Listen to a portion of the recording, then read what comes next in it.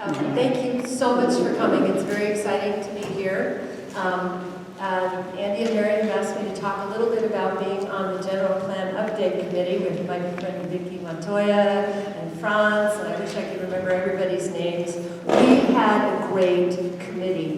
The supervisors all nominated folks, and it was really well balanced. There were men and women. There were people from all walks of life. We had one of the great the rangers from the Pinnacles who cared very much about the south part of the county and protecting the land.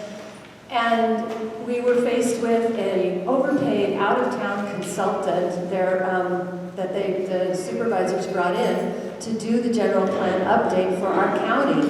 And at the very first meeting, they sat us down with this PowerPoint presentation and this printout, and they asked us, would you like 2%, 5%, or 10% growth in cap? And we just stood there stunned because we already had a 1% growth cap, but we thought that was very, very good. We liked it. And they kept pushing for growth. They kept pushing us to include proposed developments in the general plan as we were updating. And we said, we're not planners. That's not our job. Our job is to represent the citizens of this county. That's what we're here for. They wanted to hear absolutely nothing from us. It was so frustrating. It was really, really frustrating. It was very clear from the beginning that they had been given their marching orders by somebody, and it was developer driven, and they didn't care about citizen input. We were just a checkbox on a form. They had to have us. They had to put up with us. So after several meetings, the committee actually broke up into teams. They took the various elements of the general plan. They did the research. They updated each element. They turned the thing back into the supervisors. The supervisors took it in the back room. They added these nodes. They added back in that huge development that was voted down by the citizens at the top of Highway 25, Rancho something, I can never remember. They just penciled that back in. Well, we'll get to that eventually. And I was so frustrated and discouraged. I just wanted nothing more to do with local government in San Benito County. It was a sham, and I'm sorry to say that because we had a really great group of people working on it. So that was the GPAC experience. Right now, as I drive out of Prindale into Aromas, there's a huge green billboard for Yes on Measure K, and it says controlled growth and create jobs and generate tax revenue, and it's all not true. It's all absolutely backward. You don't control growth by approving more housing developments on the edge of the freeway.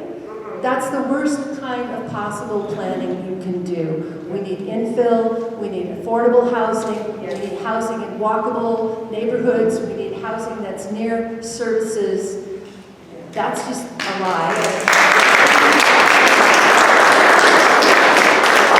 Number one, it says create jobs. They're going to put in hotels and gas stations, basically. Those are minimum wage jobs. Those are not the jobs we want our kids and our grandkids to have. And the people who get those jobs, they're not going to be able to afford to buy the houses that they're building. That's right? So they're going to have to commute from somewhere else to those jobs.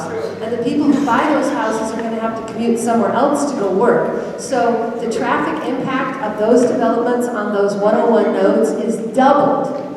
It's just crazy.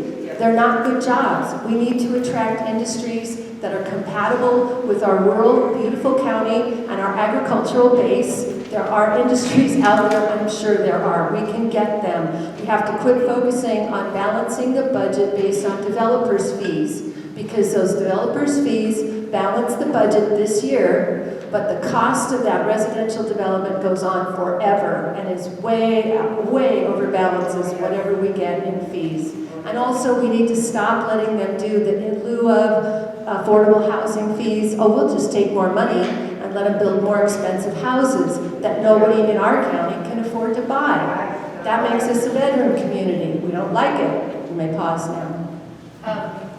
And it's not going to generate tax revenue. The tax revenue from those businesses is not anywhere close to what it's going to cost for the additional services that are going to be required by those housing developments.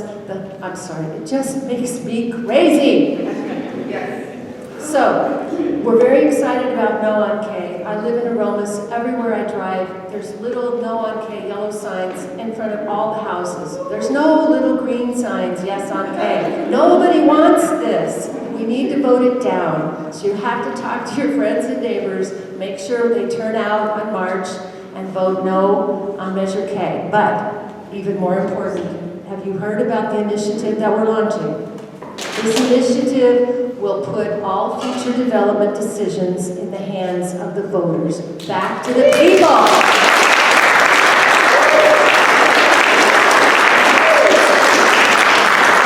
This has worked in Ventura County and Napa County so well that they ran it for 20 years and they're renewing it for another 20. It doesn't mean we can't have development. It does not control development. It simply puts the decisions in the hands of the people who will be most affected. We can build commercial centers if we want. We can build more housing developments if we want, but we're going to put them where they make sense, where we want them to be, where it's not being, the decisions are not being driven by developer money. And that's what's been going on in this county, and it's got to stop. So we need signatures on that initiative. We need to get out the vote in November. We need to take the decisions out of the hands of the supervisors, because if you have 5 supervisors and the developers with big money get to 3 of them, we're screwed. We've got no say. It's over. That's all I got.